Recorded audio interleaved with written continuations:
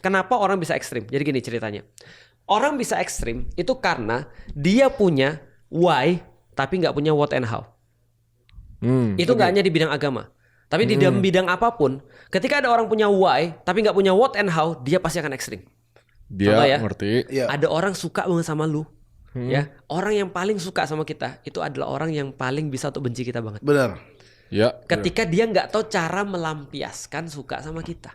Maka orang-orang psikopat ya, Iya. itu adalah orang-orang yang paling besar cintanya pada sesuatu. Bener, saya bisa nyulik. Itu ngeri lah, itu. apalah, Jadi orang punya Oke, why, iya paham. tapi nggak paham. punya what and how, nggak Iya. punya how to, dia jadi ekstrim. Itu yang pertama. Tapi sebaliknya, orang yang punya how to, tapi nggak punya why, dia nunggangin.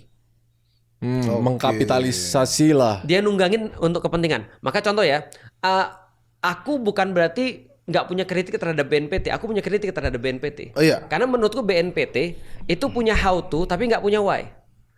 Karena dia narasinya bisa jadi giring pada sesuatu yang salah, yang aku juga nggak suka. Oke. Tapi aku juga nggak suka dari awal dengan orang-orang yang ekstrim. Iya. Karena ya, setauku ya orang-orang yang ekstrim ini, kalau aku lihat dari segi gobloknya aja, itu tidak menguntungkan Islam sama sekali tuh. Nah, Sangat-sangat tidak menguntungkan balik lagi Islam. kan ini kan masalah persepsi. Nah. Buat mereka ini kayak ini bibit Islam yang benar. Gua ngelakuin stunt ini Benar. biar semua Ini bela tersadarkan. agama. Bela agama karena dia punya why tapi nggak tahu how to. Maka kalau kita lihat orang-orang yang dalam tanda kutip melakukan terorisme ini, melakukan sikap-sikap ekstremisme ini, mereka adalah orang-orang yang ngerti bahwa ini adalah untuk Allah. Tapi mereka ngertinya cara itu, bukan cara yang benar.